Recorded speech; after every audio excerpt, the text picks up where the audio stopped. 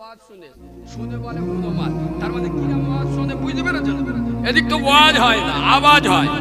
ওইরাম ওয়াজ শুনে 70 বছর শুনে বলতেছে কেন আমরা হনুমান। কসম খোদার করে আমি কালিমুল্লাহ বলি, যারা বাজারে ঘুরছে বাড়িতে বসে আছে ওরা হলো বুদ্ধিমান। আপনারা যারা এখানে এসে নবীর মহাব্বতে বসেছে আপনারা হলেন প্রকৃত ভাগ্যবান। সুবহানাল্লাহ বলে।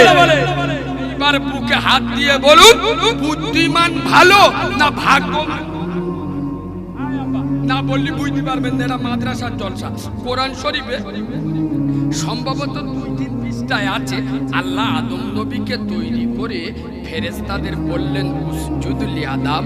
কোরআনের ভাষা উসজুদ লিআদম, এই আমার আদমকে একটা তাজিমে সিজদা করো।